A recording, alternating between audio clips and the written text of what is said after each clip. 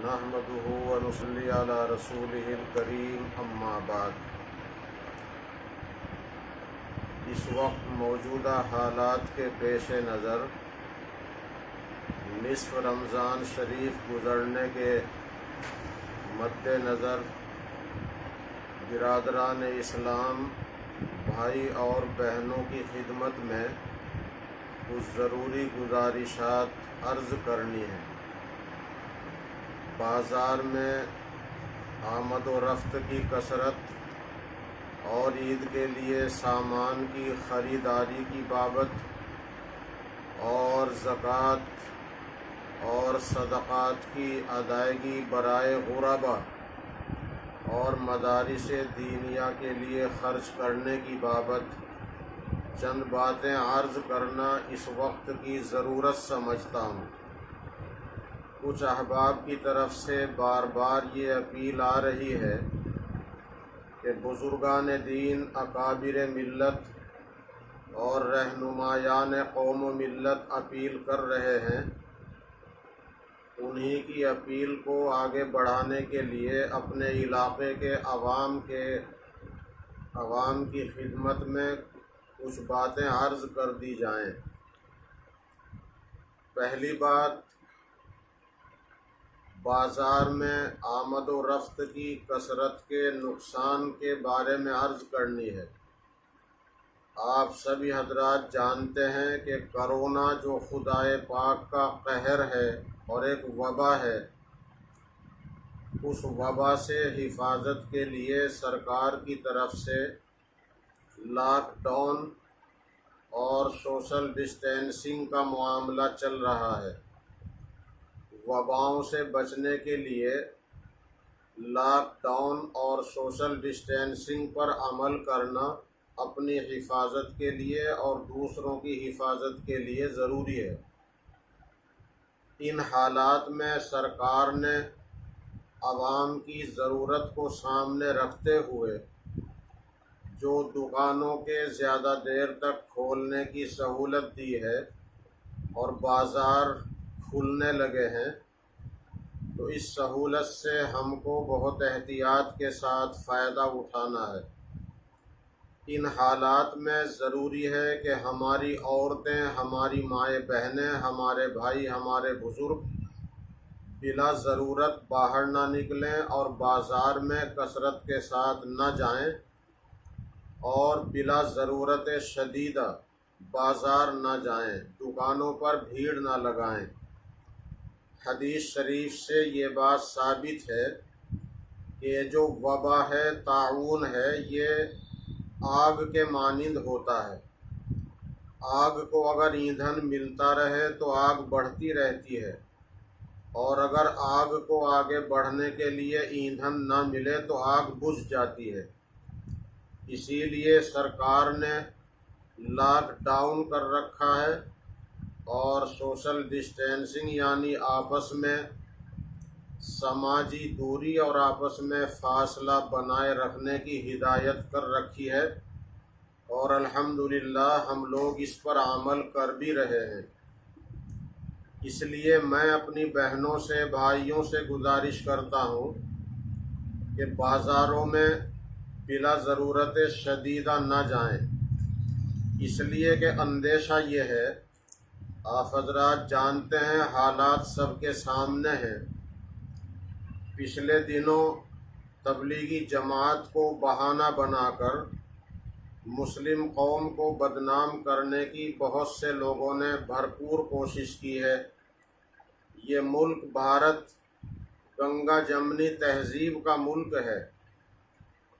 لوگ نفرت کا زہر گھولنے کی پوری کوشش کر رہے ہیں، لیکن بعض خبریں ایسی بھی خوش کرنے والی آتی ہیں جس سے دل کو سکون ملتا ہے کہ بھارت میں انسانیت ابھی زندہ ہے۔ ابھی کرونا قہر کے چلتے ہوئے رمضان شریف میں ہی پرائم ٹائم کی سیدھی بات کے واسطے سے ایک غیر مسلم بھائی کا مسلمان مریض کو خون دے کر اس کی جان بچانے کی خبر معلوم ہوئی۔ ایسے ہی رمضان شریف میں ایک مسلمان بہن نے ایک غیر مسلم بھائی مریض کو اپنا خون دے کر، جبکہ وہ روزے سے تھی، روزہ افطار کرنے کے بعد اس نے اپنا خون دیا اور اپنے غیر مسلم بھائی کی جان بچائی۔ تبلیغی جماعت کا کام کرنے والے ساتھیوں میں سے سینکڑوں ساتھیوں نے اپنا پلازمہ دیا ہے۔ یہ ہے گنگا جمنی تہذیب کا مظاہرہ۔ ان حالات سے طبیعت کو سکون ملتا ہے، لیکن اس ماحول میں کچھ لوگ میڈیا والے، سب تو نہیں ہیں لیکن کچھ میڈیا والے ایسے ہیں کہ وہ بہانے کی تلاش میں رہتے ہیں، اور وہ ہندو مسلم جو دو بھائی ہیں، بھارت ماتا کے دو پوت ہیں، ان کے درمیان نفرت پھیلانا چاہتے ہیں۔ اور سب لوگ ایسے نہیں ہیں۔ جس روز سب ایسے ہو جائیں گے تو ہمارے ملک بھارت کا کوئی ٹھکانہ نہیں رہے گا۔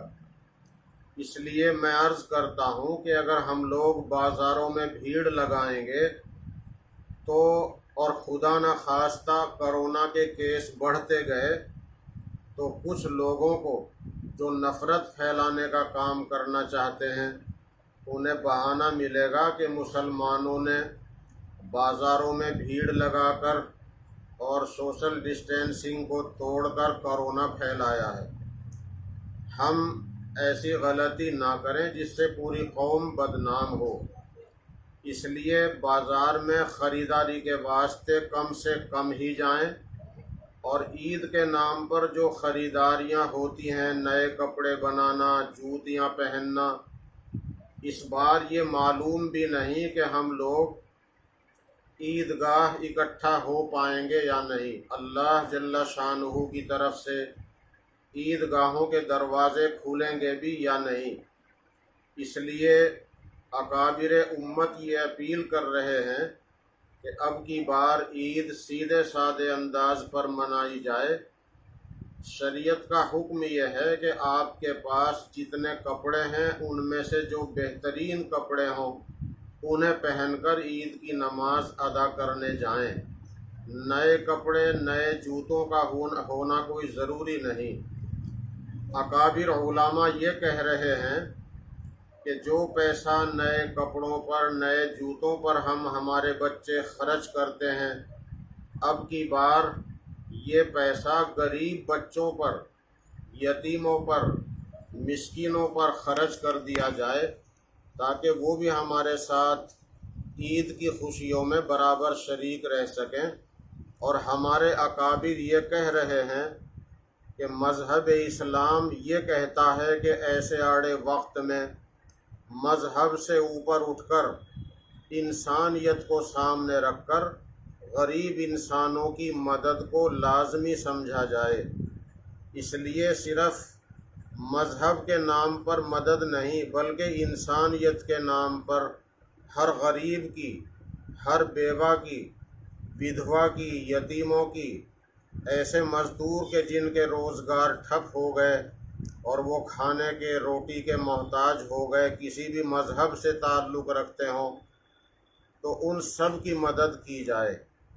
ہم عید کے موقع پر اپنی بیٹیوں کے لیے، اپنی بہنوں کے لیے کچھ ہدیہ تحفہ بھیجتے ہیں، جس کو ہمارے یہاں سیدھا کہتے ہیں۔